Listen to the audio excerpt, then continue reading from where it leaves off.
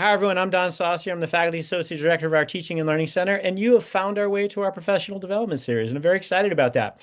Our Professional Development Series meets on Wednesdays at noon over Zoom in real time, all throughout the academic year. We also archive these on our website, so when you see today's talk and you say, wow, that's amazing, my colleagues need to see that, a couple hours from now, you go to our webpage, it'll be posted there. So you can share that with them, you can watch it later, and all of those sorts of things. But I absolutely appreciate whether you're here or you're watching asynchronously later. I appreciate all you do to support education here at K-State and provide the best experience for instructors and students. In our professional development series, you have the opportunity to earn a professional development certificate, and that's super cool. And if you're a faculty member or a grad student or a staff member, we have that opportunity. If you're a faculty member, you can also potentially be a TLC fellow. And there's a couple TLC fellows in our audience right now. TLC fellows not only commit to increasing their own teaching excellence, they commit to increasing that in others too. And then usually they present in next year's PD series. So that's really kind of a cool thing. Great way for us to find new people to populate our series. So definitely check those things out. My colleague Jeff Roberts is going to drop a link in the chat for some of that information.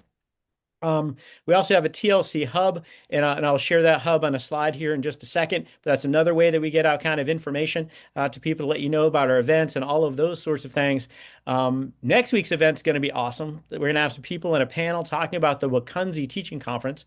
And I'm not sure if anyone on the call right now has been to Wakunzi before. I have. It is amazing. Basically, you go to scout camp for about a week and you talk teaching the whole time. I remember I was there wearing t-shirts and cargo shorts, which is basically me when the weather is warm, talking about teaching on the banks of Lake Michigan, and it's a really awesome thing. And the Provost Office has some scholarships to potentially send you. So that's something that we'll talk about next week. I also want to put on your radar, we have a SOTO showcase coming up at the end of the semester. That'll be the Monday afternoon of finals week. The date off the top of my head eludes me, but Jeff will drop that into the chat as we're talking. And what will happen is not too far from now, I'll have a call for people to kind of submit proposals for either oral presentations or poster presentations about some innovative stuff you're doing in teaching or some research you're doing on the teaching and learning process. That's been an amazing event the last several years. We'd love to see you there this year, and we'll continue to make announcements as we go forward. Now I'm going to introduce today's speaker, and today's speaker is me. And I'm very excited to be today's speaker because I'm going to be talking about tips for successful lectures. So I'm going to get us started.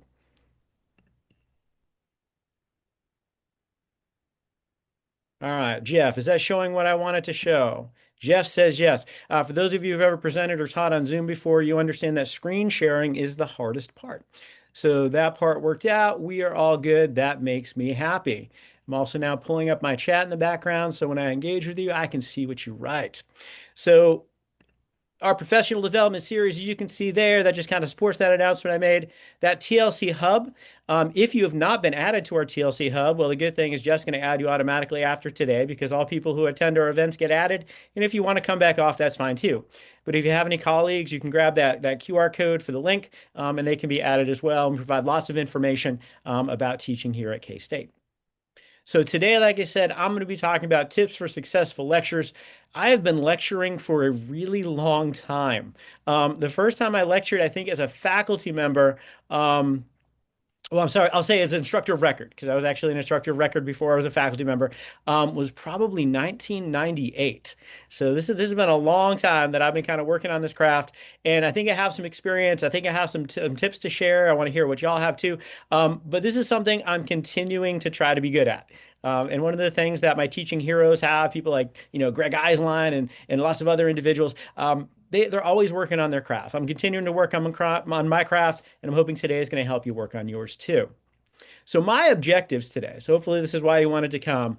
I'm going to talk about what a lecture is and what it isn't. I think sometimes we have some stereotypes or some preconceptions about lectures that aren't necessarily true or maybe shouldn't be true. I'm going to talk about some simple strategies to make our lectures more successful. And I'm a huge fan of simplicity. I'm a huge fan of tweaks. So I don't think we need to overhaul. I think some strategic changes can make some real differences for us and our students. I'm going to hear about your ideas for how to make our lectures more successful because I'm always learning and working on my craft. So I want to crowdsource some stuff here too. And this is the hardest part. Today, I'm going to try to model giving a successful lecture. And I know a couple of you out there have given talks on teaching before. The hardest part is looking like a good teacher while you're telling other people about how to be a good teacher. So I'm going to try to do that real hard today too. So a couple questions to get us thinking. One of the things to kind of understand, hey, Greg's here. Greg might be here later. I see Melissa also likes Greg. He's a hero for many of us. Um, Couple questions to get us thinking. So first of all, what do you want to learn today? And none of my questions are rhetorical. This is something that my students are so committed to that one of them actually had this made for me on Etsy, which is actually reversed and looking at it, it says, but none of my questions are rhetorical. So I have trained my students to know that when I ask a question, I need an answer. It doesn't have to be a right answer. It's got to be an attempt. So what do we want to learn today? And you can unmute and say it out loud, or you can drop it in the chat. But I need at least an answer or two before I can continue. I'll talk, Don. Yes. It's not in reverse for us. It's just in Oh, okay. reverse for you, so we can read it. I want to know for a class where you have a lot of discussion, when to lecture and when to do discussion and when to do a mixture of the two, which is what I tend to try to do, especially if I have a lot of material I need to cover. And I hate calling it covering, but anyway, Yeah. making sure that you meet those learning objectives, but discussion takes longer. So Excellent. when and where Yeah, and I'm how gonna to I'm gonna balance talk that. about that in particular because I think sometimes we maybe put some pressure on ourselves in ways that we don't have to.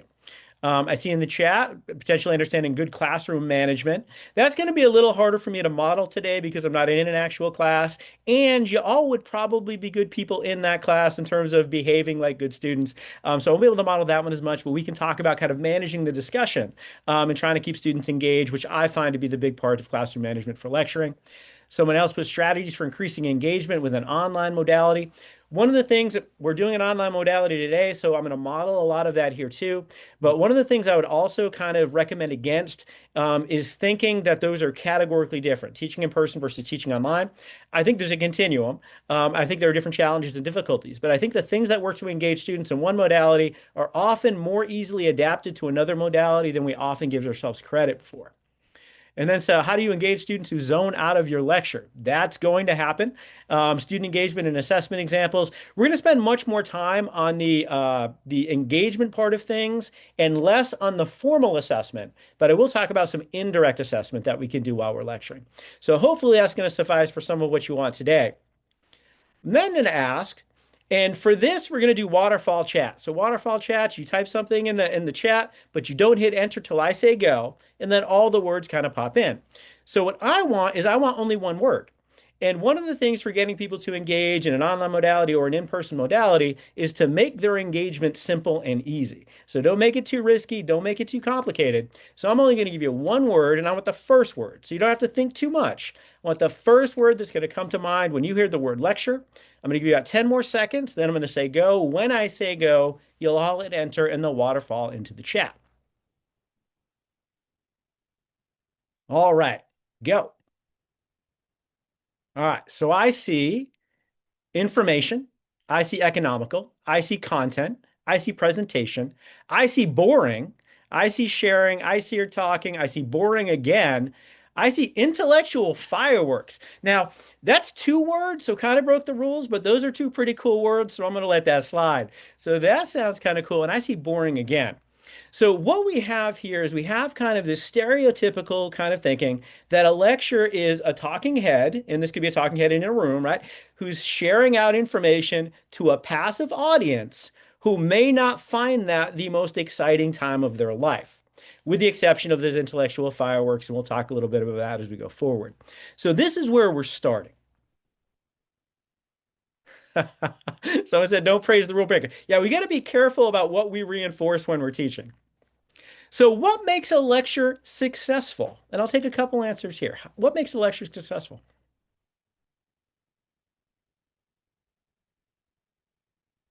Someone put engagement. Someone, let's see. I'll take at least two more, either dropped into the chat or said out loud. We got interactive, we got class activities, we got personality. All right. So, those are all important. I'll say that I'm going to add in for a lecture to be successful, your students have to have learned. All right, Melissa just dropped that in there too. Your students have to have learned. And I think what happens is some of those other things, the potential for boredom, the potential to not be engaged, Those are barriers to learning. So not only is it a less fulfilling and enjoyable experience, it's a less successful experience because your students haven't learned. Now, I'm going to tell you that my kind of experience as an instructor is going to be something that I focus on. For your experience as instructors, I want you to have an enjoyable and fulfilling and validating and wonderful experience in all of your classes. I want your lectures to be amazing things that you look forward to. I think if we do that, other things are going to follow along in ways that are going to make it more successful. So also, we got the content delivered and landed. So we get that learning part and thought provoking and stimulates emotions as well. Excellent, because those emotions are going to help us engage. So, what are challenges to doing this? Because it sounds like we have a pretty good handle on some of the things that would make a lecture successful. But I would also say that at least if you ask our students, and I have in some of my research projects, they would say that a lot of time those lectures are maybe not landing. So, what are the challenges to those success in our lectures? And again, I'll take a couple of answers. And by the way, one of the things that I recommend, Melissa kind of talked about discussion, you have to train your audience to discuss. So what you need to do is make sure that you're giving people an opportunity to ask questions. You're validating and including their answers.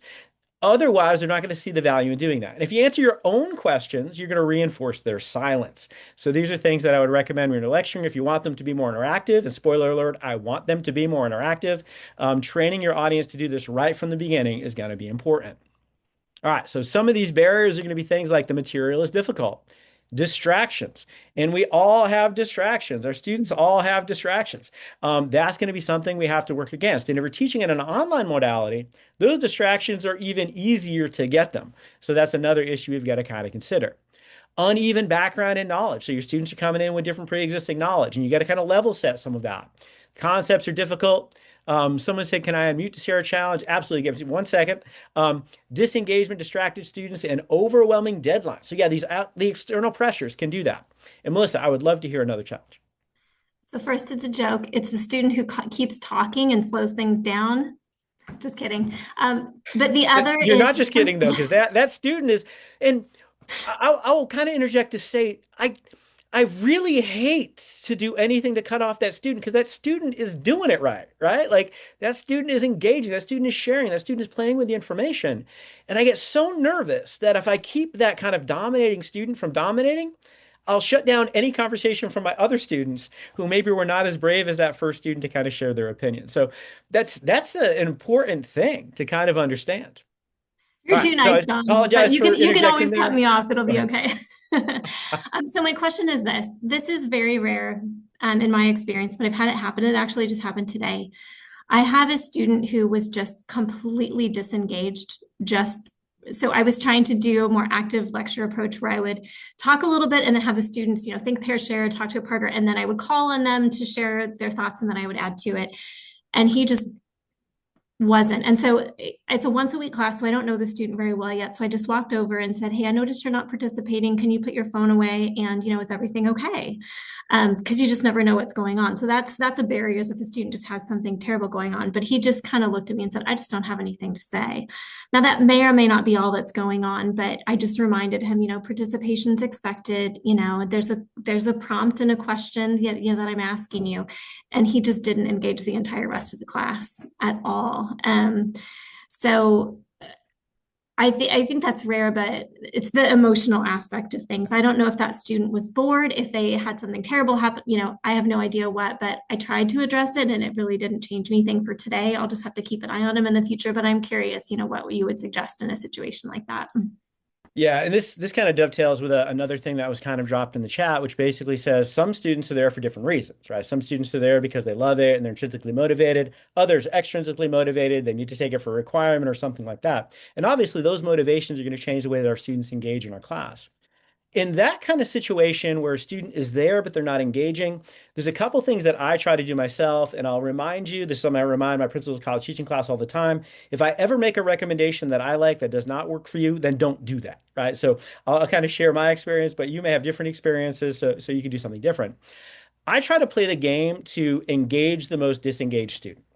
So in every class I teach, there's kind of hopefully a skewed distribution that most of my students are really engaged, and then a couple are tailing off toward disengagement.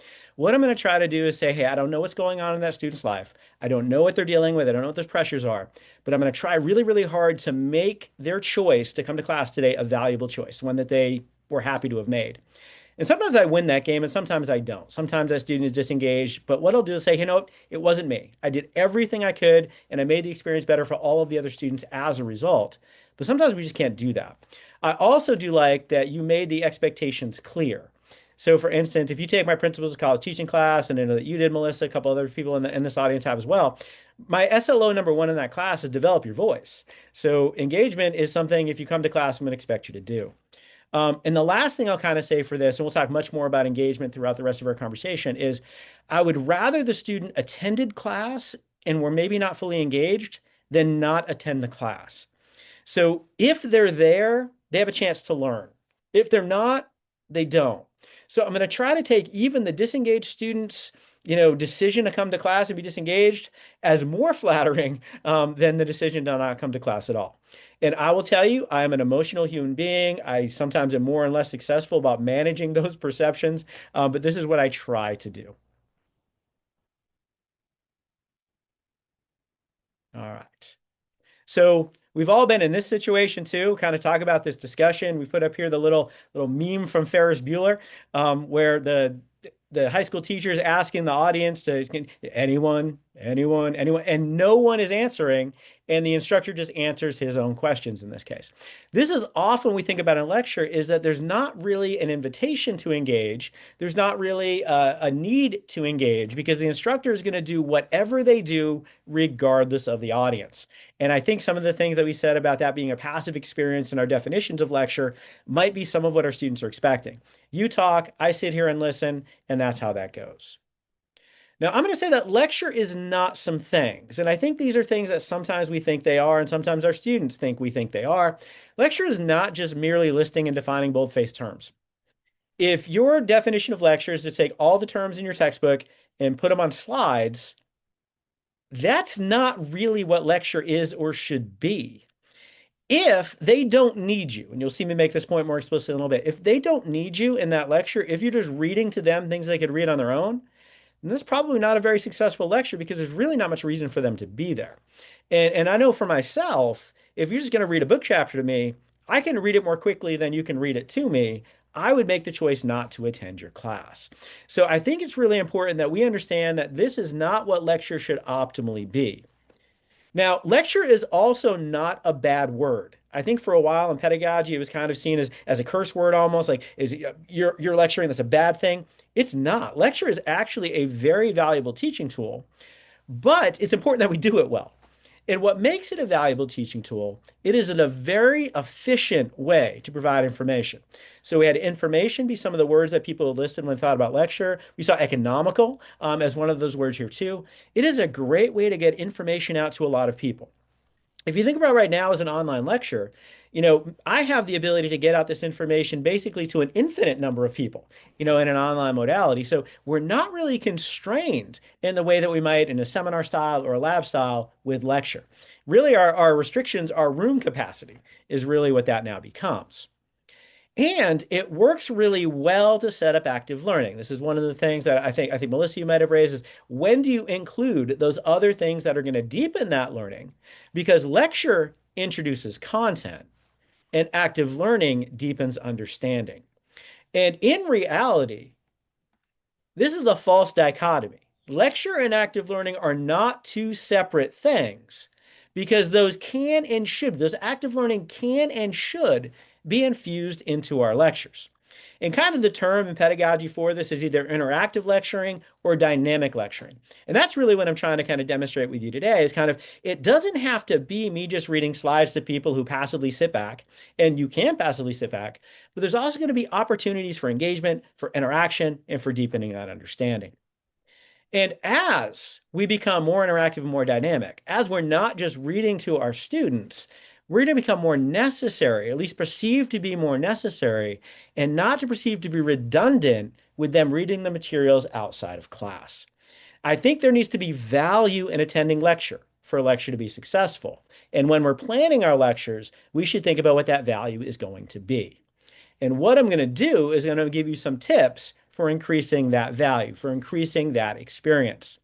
And the first of these is you. I want you to optimize your experience. I want you to love your lectures. I want you to love the experience of sharing this wonderful information that you've learned all about, you've devoted your career to understanding with an audience that is receptive to hearing about that content. So I want you to optimize your experience. Now, first of all, you're going to have to embrace your excite nerve. Excite nerve is a concept that I talk about a lot. It's actually a phrase that was coined by my daughter when she was 8 years old. She was talking about something that she was going to be doing, and she said, "Dad, I'm excited and I'm nervous. I guess I'm excite nerve." And I think that concept really describes a lot of what happens. When I was getting ready for this, I was a ball of energy in my office for about the hour before this presentation. Even though I felt pretty prepared, it's just, oh my God, I'm going to go in there and I have, 50, 55 minutes to share this with colleagues that I respect, and I want to not waste your time. I feel the same way every class I go into, right? These are people in my classes who are paying for that experience, and I want to make sure that I'm not wasting their time. So I have arousal going on. I have that fight or flight response going on, but I can choose to be nervous, or I can choose to reconceptualize that anxious arousal as excitement, right? I'm excited about this opportunity rather than I'm terrified by the opportunity. In reality, it's a little bit of both.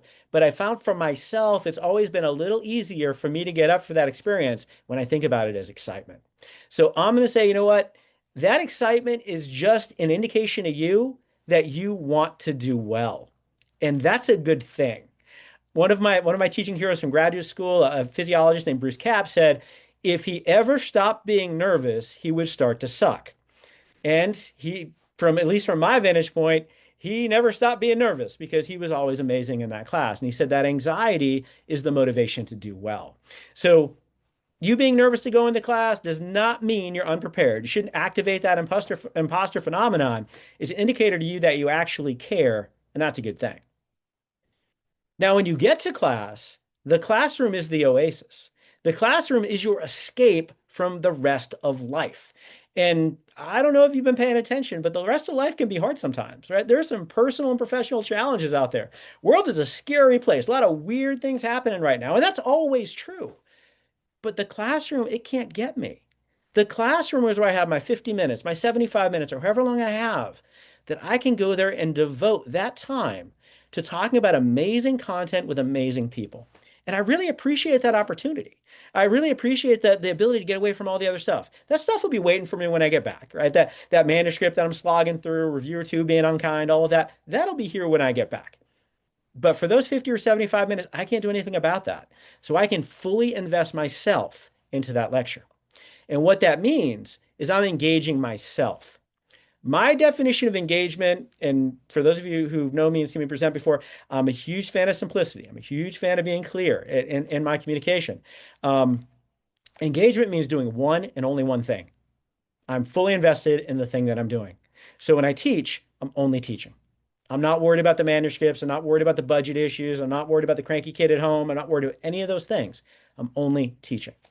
And when I engage myself, when I fully invest myself in that, I find it's more fulfilling and it goes better. And when I say it goes better, the engagement trickles down. This is a model I've worked on in my research program, and some of you have heard me talk about this before. But trickle down engagement shows, and we have data to show this.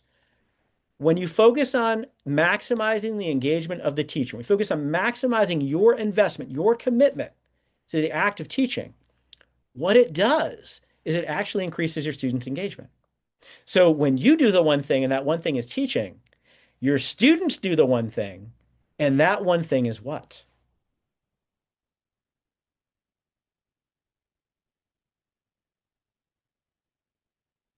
What is that one thing? Remember, none of my questions are rhetorical.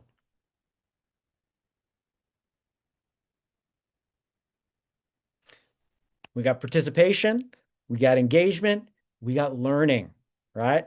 And what happens is when you're engaged, they're engaged, and they learn more. And we have empirical evidence to show this. And they learn more in a number of metrics. And one of the biggest things they do is they attend class more. When they see you engage, when they see you loving your stuff, they're more likely to love it too, and they're more likely to go to class to learn that information. So when you focus on your experience, your student experience is going to get better and they're going to learn more. And I love this because it's actually kind of, I'm advocating for an instructor focus that actually becomes a student focused strategy to help their learning. So we're going to focus on our experience first. Now, we're not going to forget about the student's experience. And my second set of tips is we're going to optimize those students' experience. They've made the choice to come to class. Now let's validate them in having made that choice. And what I'm going to recommend here is that we bring all five elements of peace. I love the idea, and I know lots of you heard me talk about peace before. I love peace. Peace is that warm, welcoming, inclusive, supportive climate that we can create in class, that our students feel safe and welcome and valued. And it's also an acronym. And I think these are the five foundations for excellent teaching that I try really hard in my own teaching to bring explicitly to my students. First one is preparation. I got to have a plan. I got to know what I'm doing that day. I got to know what the objectives are. I got to know how I'm going to get there. I got to have a plan. Second, I got to have the expertise to do that. Now, that doesn't mean I'm a world-renowned expert. And one person had shared with me this cliche a long time ago that teaching is the art of convincing your students you didn't learn this yesterday. I would like to think that's not always true all the time, but you do have to know enough to teach it. And there's no shortcut to that. You've got to kind of know your material. Our research actually shows that students think we do a pretty good job with this. They say that 80% or more of their instructors they would rate as prepared and having expertise or being knowledgeable about their content. It's the next three, though, the rest of peace, that they sometimes say that we struggle with. The A of peace, as Tarek would tell us, is authenticity. And authenticity means they don't want to learn from brilliant robots. They want to learn from actual human people with personalities and personal experiences and all of those sorts of things. So letting your personality come out, letting your sense of humor come out, interjecting some editorial statements. This is something our students like because it makes us more approachable and someone they can relate to better. They also want us to care. They want us to care about the content. They want us to care about our students as whole people. And they want us to care about the process of teaching that content to them. And then that last E, which we've already talked about, is we got to bring that engagement. If I'm distracted in class, why would I not expect my students to be distracted when they're in class too? So us being engaged is going to start this whole process. Now, some specific things I think we can do in our lectures to make this come to life for them, because it's not enough, for instance, to be engaged. We have to convey that engagement to our students. So a couple things we can do is we're going to start strong. So right at the in a class, we're going to start strong. I made a little video this morning that'll be posting in the next week or two on my Engage the Stage YouTube channel that kind of talked about being prepared but not scripted. The only things that I would potentially script are my beginning of class because that's when I'm most nervous. So that's something where I might say, all right, this is how I'm going to start that out. And one of the things that I'm going to put part of that welcome script is a demonstration of gratitude. I'm going to thank my audience for being there. I'm going to thank my students for having made the choice to come to class because I really value that opportunity to share awesome content with them. I'll often then prime them with announcements that are interactive. So I might say, what's due next Tuesday at 5? And they might say, our paper number 1. And what's that paper on? That's going to be on the circumstances of helping. And what do you do if you need an extension? We're going to email you. So I'm going to make that interactive where they're actually making the announcements.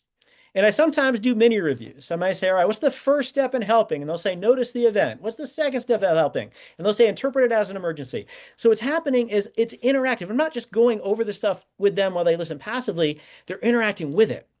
Now, the added advantage to doing this interactively beyond priming them for participation is I now have evidence that they know this stuff. So I've kind of set that foundation for the learning we're going to do that day. I am confident that they know when the assignment is due and what's going to be due when that due date hits. So all of those kind of things are going to be helpful. So you're going to prime that thinking and that participation in really safe ways. I'm not asking hard questions. These are really safe ways that they can now feel good about having participated. Now, when I get into the actual content, I'm going to start with something cool. So there's going to be a cool example, maybe a case study, maybe a current event that's going to serve as my engagement trigger or my hook to get those students excited about what it is they're going to learn. And they're going to immediately now see the relevance, the importance, and the intriguing nature of the content we're going to be talking about. Then I'm going to empathize with that student experience. I'm going to understand they come to my class with different goals and expectations. I'm going to understand that not every lecture will have students have interactive components, and maybe they have to be kind of taught about that expectation. So I'm going to think about what they knew coming in, and I'm going to think about how I can help them get them where I want to be successful in my class. And part of that is I'm going to do my best to make the classroom an oasis for them too. I understand that my class is one of many personal and professional responsibilities that they have.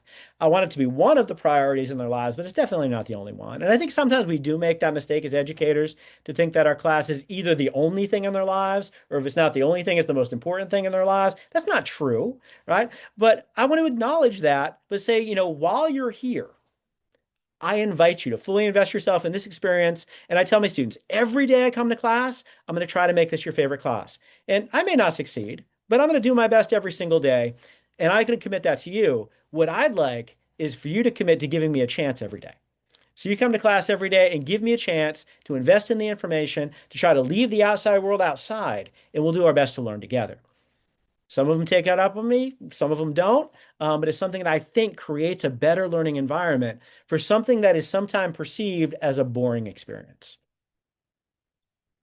And now we're going to streamline the content. So I had a lot of people ask questions about this recently is how do I know what to cover? I don't know how much time to spend on things and those sorts of things. And I'm going to share with you some of the things that I think about when I'm getting ready to lecture. The first of these is something that I learned at Wakunzi. And this is teach less better. Now, this does not mean teach worse. This means teach less content, but do a better job. So focus on the essence and focus on deep, good, elaborate learning toward that.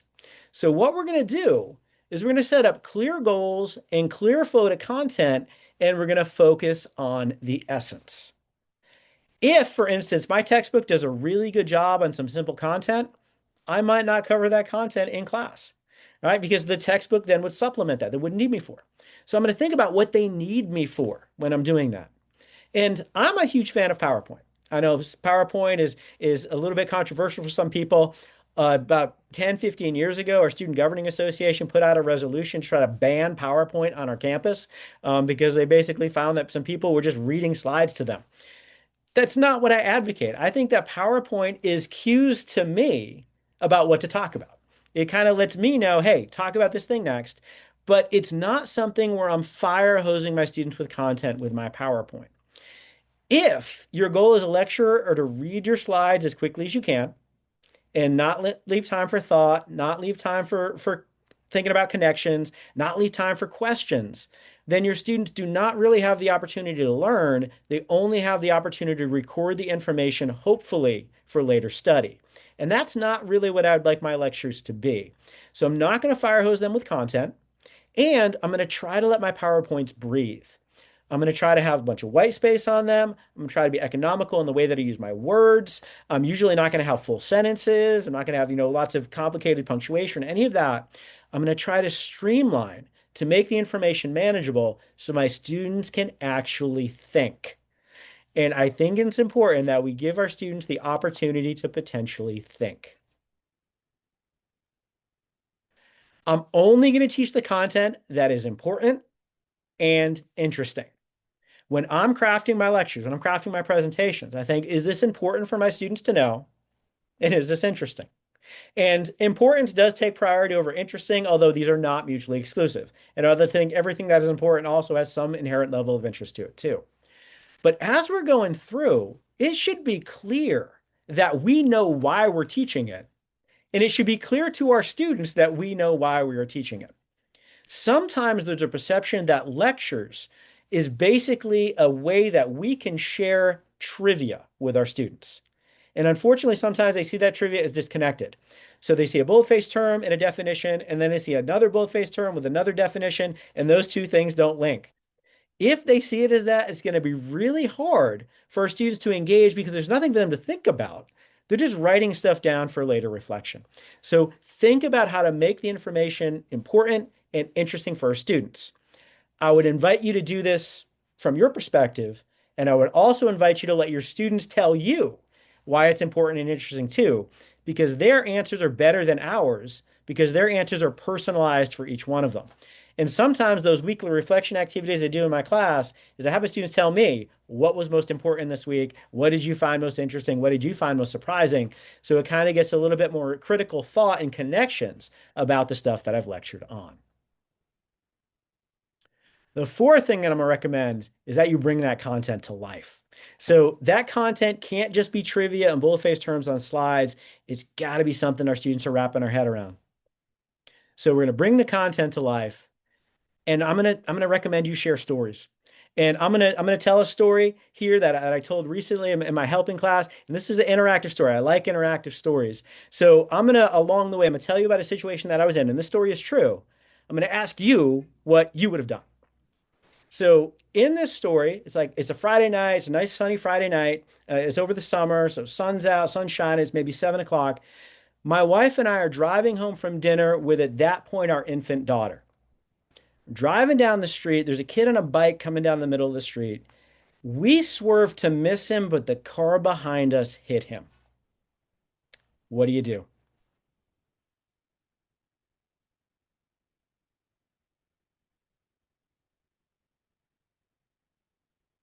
And I'll wait for one answer and then I'll tell you what I did.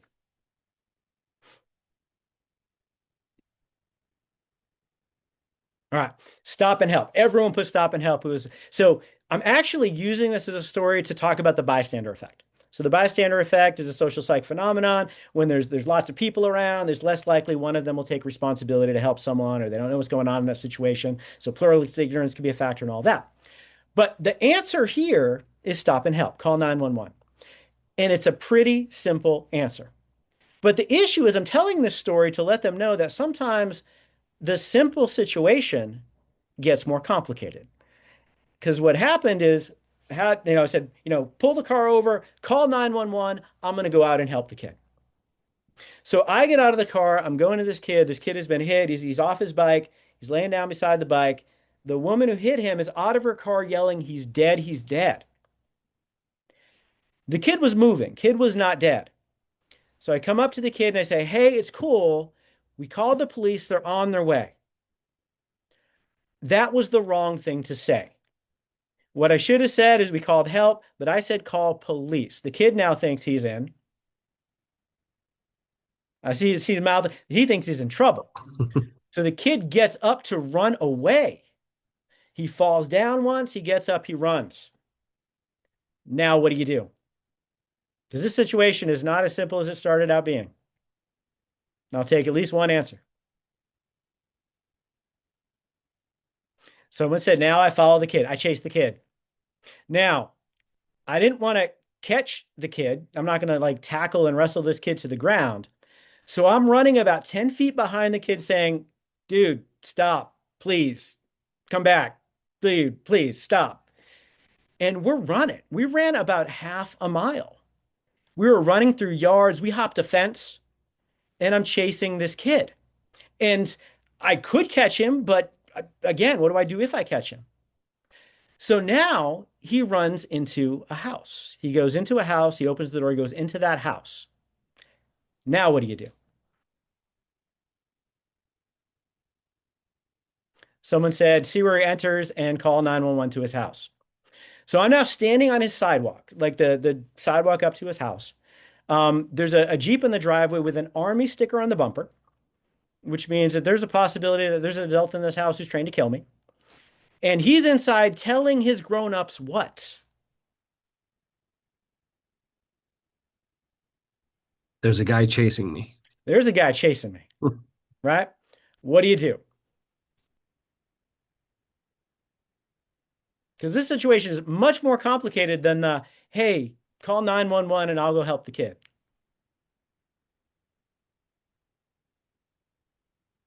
I'll make it multiple choice. How many of you go up to the house and how many of you run away?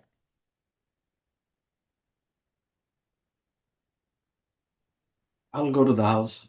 All right. Someone said, put their hands up and try to explain. I did that. That's exactly, I put my hands up. I put my hands up because I thought there's a chance there's a gun in this house. So I put my hands up and I approached the porch, at which point the door flies open and a very angry individual comes out at me, who I presume is the kid's dad. I don't know that for sure, but angry man comes out of the house. Hey, what are you doing? Chase my kid kind of thing. And I just kept my hands up and said, dude, your kid just got hit by a car. At which point the anger melted away, turned to concern, talked to the kid. Oh my God, are you okay? Are you okay? At which point I realized I was not the only person chasing this kid. At this point, another person ran up behind me who was an army medic. Maybe he knew the guy at the house, but it was an army medic who saw the same thing, saw us run off. So he chased us knowing that he was trained at least a little bit as a first responder when I might not be and I am not. So he could do that. So I fist bumped the dude and I went back to the scene of the crime. And I say it a scene of the crime because now there's a police officer on scene in her first week on the force in the Riley County PD who the woman is still yelling, he's dead, the one who hit him, and has now drawn a chalk outline on the ground. So I walk up to the police officer. I give the address of the kid. She, takes my statement, and which is harder to do because now there's a van full of kids who are coming back on a field trip who all wanted to give statements to the police officers too, despite the fact that none of them saw anything. So she takes my statement, she takes my phone number. I go home. I assume the kid was helped at that point. But what I was trying to do with this story is saying that, I know about the bystander effect. I've taught about the bystander effect for decades, literally. And in this situation where it seemed like a clear situation, and it seemed like I knew what I should do in that situation, went sideways almost immediately. And what I think, and again, this is a Greg Eisleinism, good teachers make the simple stuff complicated. And what I tried to do is to show them that this relatively simple situation got very complicated. And this is why it's really important we have social psychological research on helping behavior and the factors of helping and the things that prevent people from helping well and the things that make it go sideways. And we're going to use that case study as we go through the 5 steps of helping. So what we can do is think about this wonderful kind of start, this wonderful story, ideally something true, right? That's going to help our students really invest in the content so they can find it interesting and relevant. And then after you've gone through this and you've applied your content to this story and they're sharing their own stories and all of that, we end strong. So think about how you want to end your class. A lot of times we say, all right, well, that's it, or we'll do more next time. Think about a summary. Think about concluding over what you've learned. Think about foreshadowing where it's going to go next. Maybe use an exit ticket, which is, a participation thing that they will do as their last thing to do in class. So maybe what's the coolest thing you learned? What's a takeaway? What's something you do differently in your social life? And then definitely, again, thank them for having made the choice to come to class and for their engagement and their participation. So again, validate them for having made that choice. So these are things that I think we can do without really, too much trouble in almost all the areas we speak to make our lectures better. And we're going to infuse active learning into our lectures. Active learning is having our students do something with the content. They're going to do something. They're going to play with it. They're going to apply it. They're going to critique it. They're going to criticize it, whatever they're going to do. But you're going to teach and reinforce their participation. You're going to ask them questions. You'll let them know it's not rhetorical. You're going to think pair shares. You're going to validate them when they share out. You're going to validate the novelty of the examples or the applications that they share with you. And what that active learning is going to do is encourage them to think in your lecture. And I think a lot of times we don't encourage thinking enough in lectures. We don't encourage enough to think about the connections and the applications, all those high levels of Bloom's taxonomy. I think sometimes in lecture we focus on those low levels about, learning content so we can regurgitate it. Think about learning content so you can apply it. And this is what active learning will help them to do. It will also encourage questions. Someone had asked me once, do I get bored teaching the same topics again and again? And I don't, because the questions are always different. And one of the things that I really like are the questions my students will ask me. So I think we should encourage questions. There are really kind of smart ways to say we don't know. And one of my favorite ways of saying I don't know is saying, all right, I'm not sure what that answer is, but what study we would design to find the answer? What would we apply about our understanding of research methods to figure out what the answer to that study would be? What would be the factors we'd have to control? What would be the population we'd have to sample from? All of those kind of things to have them apply what we know to figure out what we don't. And I think that's an amazing way to empower our students for their own learning. And this is super important. Check their learning. So a lot of times what we do is make the mistake of saying, all right, any questions? No. And then you move to the next thing. I'm going to recommend instead we say, what questions do you have? Which is setting the fact that they might have questions to be a more normative thing. It's letting them know I expect there to be questions. And then we wait about 8 seconds. And this is 8 seconds.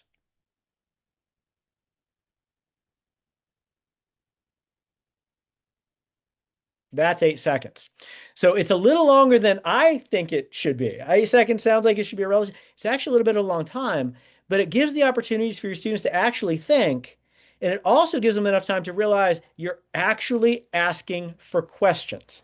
And I think this is something in our teaching where we're so pressed for content that a lot of times when we say, do you have any questions? We don't even look at our students when we're doing it. We look back in our slides to click the next thing. Let them know you actually mean that. When they don't have any questions, have them demonstrate their learning before you move on. Because sometimes what happens, they don't have any questions, but they still don't know what's going on. Make them demonstrate their learning. That could be some active learning that you're doing, a question they do, maybe in pairs, maybe as individuals, but have them demonstrate their learning before they move on. When they've demonstrated they grasp the concept, then you can go to the next thing. So someone said, when you're near the end of class and have a few minutes left, but are behind a material, do you cut the material or cut the wrap up or exit ticket? I will typically cut the material for that day and then figure out if it's really important how to get it in the next day. So I will typically end with the exit ticket, the value, the summary, rather than go right up to the end and say, all right, that's it. That's my preference, but I'll say, the day before an exam, I might make a slightly different and less optimal decision. Any activities in your class, keep them as short and focused as possible. Provide clear instructions and inspire products that adhere to the 4 C's. I'm a huge fan of the 4 C's in everything we do. Be clear, complete, concise, and compelling. If you do those things, I think it's going to go well. One of the biggest mistakes I see people do when they do active learning is they give too much time for a relatively simple thing. So they might say, all right, you're going to come up with the top 5 reasons that lectures are awesome, and I'm going to give you 20 minutes. What will happen is you'll get that done in a minute or two, and then you'll spend 18 minutes on your phone. So what happens is I might say, I want the top 10 things that make lectures often, and I'm going to give you 90 seconds. So what happens, you feel a little bit of time pressure to stay on task and do it. I actually won't expect you to get all 10, but if you get a couple, it'll be enough for me to evaluate what I'm doing and moving forward. So in conclusion, our lectures are going to be more successful when we optimize our own experience, optimize our students' experience, streamline the content, bring the content to life with those amazing stories, and infuse active learning expressly with that purpose of checking their learning. And now what we're going to do before I kind of open it up for questions is what will you take away? This is your exit ticket. Is I want a concrete takeaway from our conversation today that you're going to use to make your lectures more successful. And one of the things that I'm going to do while you're doing that, hopefully you have the prompt, is I'm going to go back to the gallery mode. When we're teaching online, I'm a huge fan of starting in gallery mode and ending in gallery mode because I think it's more easy for me to make connections with my students and to engage my students when we have that level of slightly more personal content. So I would love to hear what those takeaways are. You can drop them in the chat or you can say them out loud. You can also add one or add something else that you would do beyond what I have talked about. And while you're doing that, I'll take the opportunity to express my gratitude for all of you being here and for engaging and answering my questions throughout this conversation. So we've got some things coming in the chat. We've got Make My Class an Oasis. We've got Less But More. We've got Ask Questions, Teach Less Better, Express Gratitude. I think those are all awesome things you could do today, right? These aren't going to take a ton of planning to make your lectures immediately more successful. Someone said, love the idea of gratitude, teach less better, the authenticity piece. A lot of people have built-in bullshit detectors and can see through fake. Yeah, don't be someone you're not. Just don't be afraid to be you. And ask what questions you have instead of do you have questions. And someone said, love the use of stories and illustrations. All right. So anything else that someone would like to share in terms of a takeaway or a question about how to have awesome lectures with your students? Someone said aim to engage challenging students and also know that engaging every student every day is not necessary to be excellent. Yeah, I think someone had told me once, they said it in the context of mentoring. They said mentoring a really good student doesn't make you a better mentor. It's kind of working through challenges that actually get you to hone your skills. So coming in and having students being not completely optimally engaged, that's really going to develop your skills to engage your students as you kind of take on that challenge. And I do want to kind of let you know, all of us, no matter how good we are, no matter how long we've been doing this, no matter how successful that lecture is, are going to have disengaged students because you can't control their lives and their external circumstances. So do understand that. If they're dealing with stuff and they get a test right after your class, the chances of them being fully engaged is going to be harder. And someone said, please remember, some students may appear to be distracted, but they're doing their best listening. Some students need to doodle, manipulate something in their hands, etc.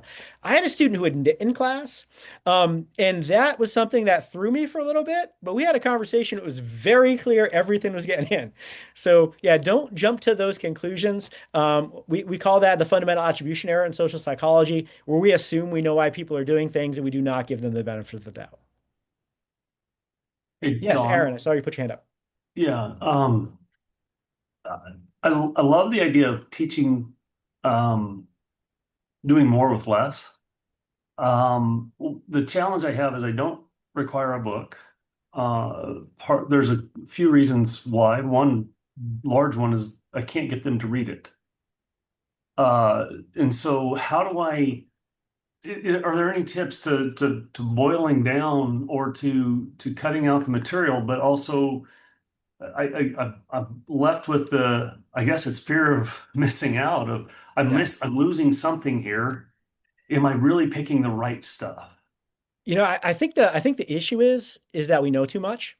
Someone put handouts in as a way to supplement, but we know too much. So when I'm thinking about what do my students need to know about helping, that's the unit I'm in my social psychology class right now. I want them to know a lot.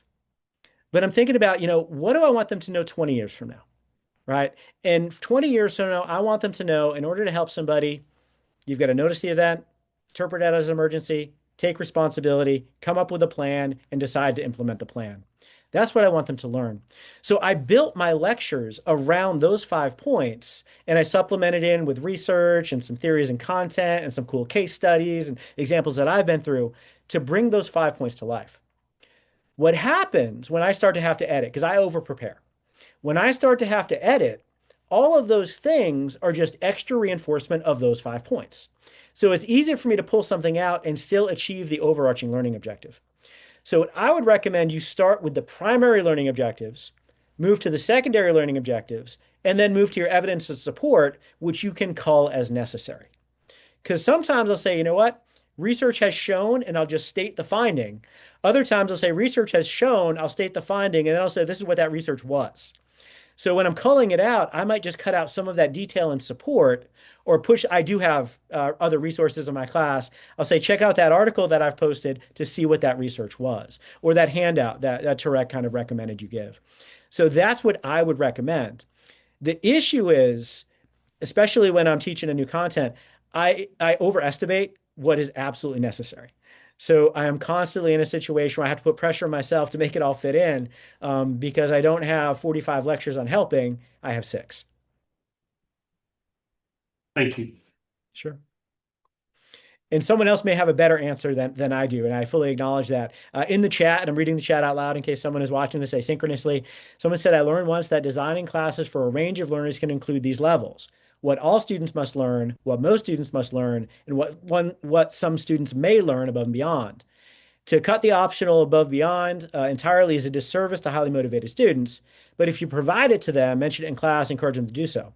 I think that, yeah, it's sort of some of the stuff that I was saying that Melissa acknowledges as well.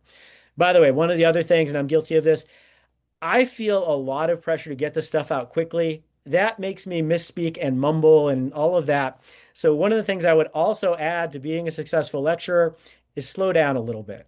I don't do this well myself. It's something I still struggle with, but slow down your rate of speech, focus on your projection, focus on your articulation, and it's going to go better with your students. Someone said, what do you think about publishers who provide content-heavy PowerPoint slides and whether those could be included as a resource for students, even if your lectures deviate from them. In other words, should students have access to PowerPoint slides you do not necessarily lecture from, or should you scrap those slides that are often redundant? May not be an either or, but appreciate your and other perspectives. The question I ask myself is, will this help my students learn? If it will, it's a yes. If it's going to confuse the point, if it's going to be something that they don't know how to understand, if they don't know how it relates, if it's difficult to understand without me facilitating that, those would be things that would lead me against it. I would also let my students know any of the resources that I'm providing. Is this going to be something I'm going to expect you to demonstrate your learning from, or is it an optional resource for someone who just wants to know more? And I would probably in my Canvas file headings put optional resource versus required resource. So your students do not get bogged down in those differences. Because I do agree with Melissa's point. Some students want more, but holding all students to that higher standard of those more resources might not be something that's appropriate for your class. So any other questions or comments? We're about out of time. We're going to drop the post-event survey in the chat. I'll remind you that this will be posted later for asynchronous viewing if anyone wants to watch this later. But any additional questions? I'll stick around for a second. Otherwise, thank you so much for being here. I really appreciate the opportunity to talk about lecturing. I love talking about teaching, especially with people who care about teaching like all of you. So thank you for that opportunity. And we'll see you all next week when we talk about Wakunzi, which is an amazing teaching conference that we'll share some experiences with. If you have additional questions, I'll stick around for a couple minutes. But for those of you who are leaving now, have a great rest of your afternoon, and thank you for all you do.